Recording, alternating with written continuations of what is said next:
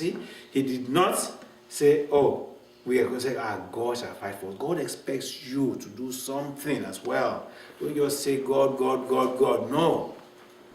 You know, when God gave the people the land, the promised land, did he just give it to them like a cake? No. He said, go in and conquer the land. They had to fight the people in the land. They had to subdue them and took the land from them. God was the one who had given them. They still had to fight.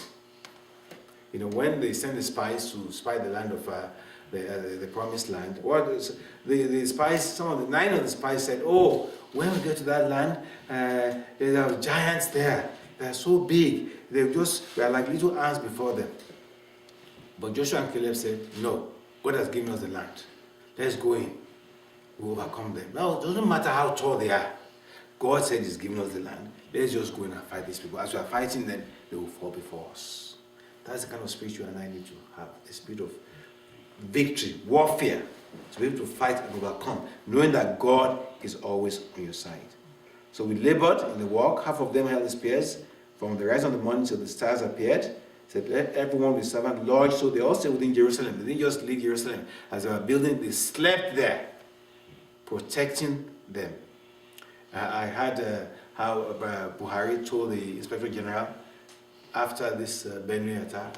He told him, said, from this moment, you move and stay there.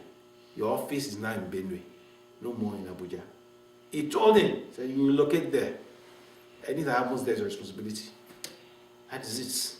You sleep there, you wake there. If they attack you, will be attacked as well. So you have to be there.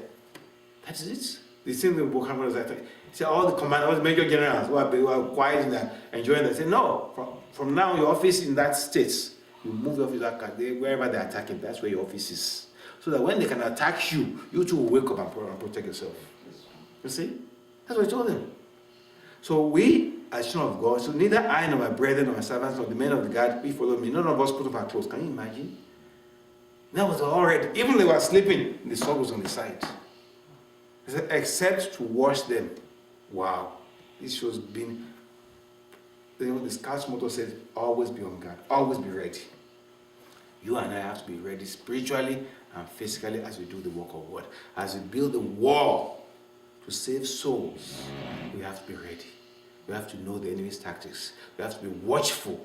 We have to guard. What are the enemy's tactics? He doesn't have to bring a sword to kill you. Oh, no. Satan is more wise than that. All he has to do is sow division amongst you. Quarreling, division, hatred. Once he sees, it doesn't have to come. No. Once he does that, finish. Make you disobey God. That's what he did with Adam and Eve. You know, he couldn't go to Adam and say, Adam, eat this fruit. No. He went with the wife. He said, I know as a weaker human being that she would agree with me. So you have a worthy enemy, and we have to be aware of his tactics, for we are not ignorant of his tactics.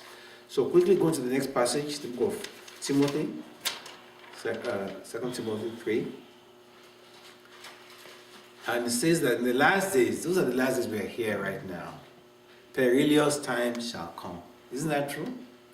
That is what we have now. When you go to WhatsApp and you see people being killed like chicken, their heads being cut off, you know that we're in the end times. You know?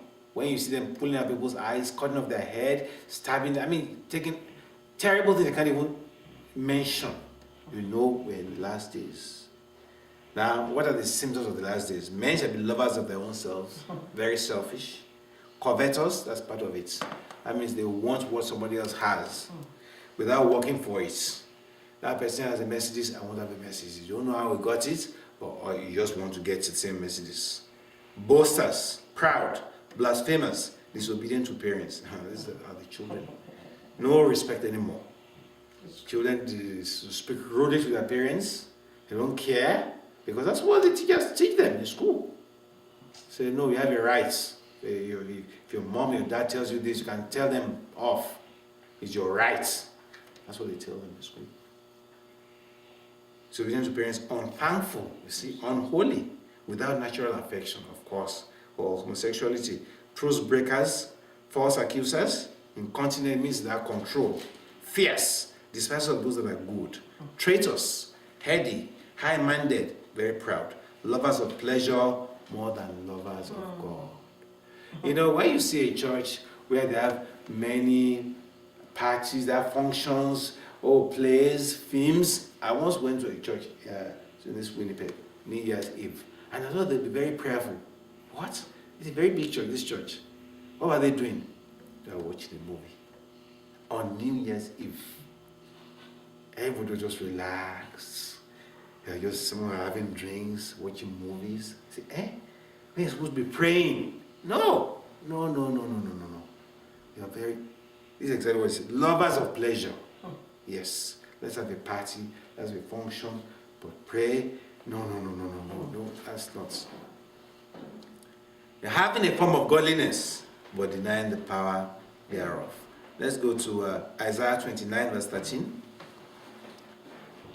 Ezekiel 33, 30 to 32. Isaiah 29, verse 13. Ezekiel 33, 30 to 32. They have a form of godliness. They go wear one white sutana, they go to church, but they deny the power. How? Because they are disobedient to God. Even though they're wearing the white sutana, they don't obey God in their personal lives. In the evening, they'll go to Babalawo somewhere. They're the one committing adultery, credit card fraud. And they're the same ones who are doing works for people who are carrying cocaine across the borders. And they say they're prophets. They wear blue, loin, 4 corners. Isaiah 29, verses 13. Verse 13.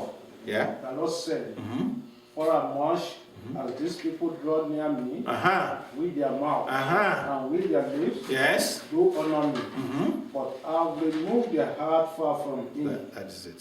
and their fear towards me thoughts like this sets of men. That is it.